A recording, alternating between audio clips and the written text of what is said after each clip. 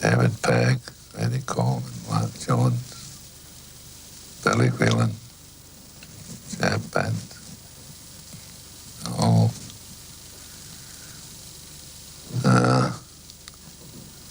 Tragic loss for them.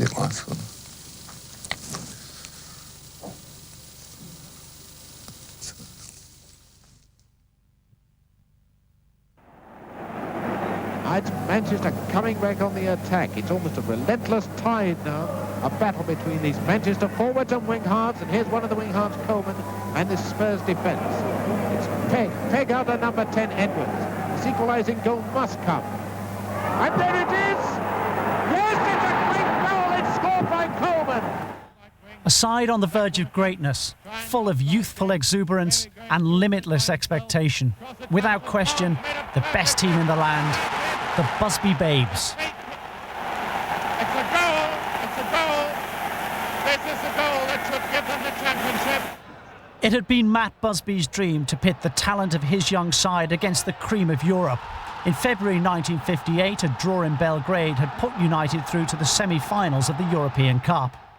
On the way home, the plane stopped to refuel at Munich Airport. This is the last picture to be taken of the team together. Bad weather forced the pilot to abort 2 takeoffs. Journalist Frank Taylor was amongst those on board when the plane rolled down the runway for a 3rd time.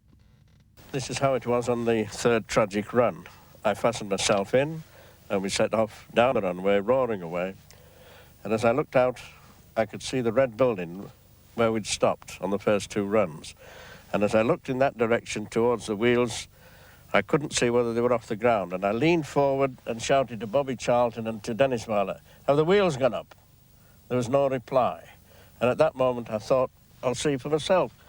Turned, and that was the one moment of fear, because I could see the perimeter French apparently rushing towards us. And as I turned again in my seat, I got a terrific blow just behind my left ear, and I could feel my senses slipping away. There was a terrific bang at that moment, and as I turned like that, I could see the bulkhead caving in, and there were suitcases flying all over the place. And then as I was trying to clear my head, I couldn't breathe. And then mercifully, my eyes closed. And by that time, of course, we were through the perimeter fence. The people who I think are absolutely magnificent were the people who were conscious. You know, Harry Gregg, who was one of the heroes, Peter Howard, the Daily Mail photographer. He went back in to save lives. It was news that shocked the world. Such a sense of loss, such a sense of disbelief. The nation went into mourning.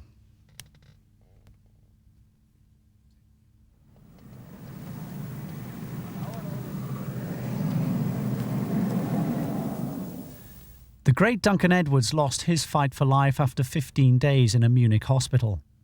Matt Busby himself was gravely ill. A nation held its breath. Busby eventually returned home to start again. 40 years on from Munich, those who lost their lives will always be remembered.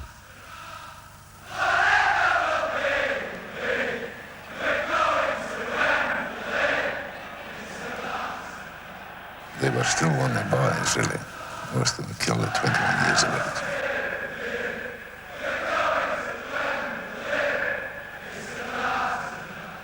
I think the country lost a team which would have been the talk of Europe and indeed the world.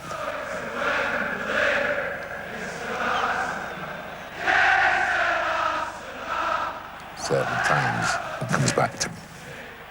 I think that'll live with me all my life.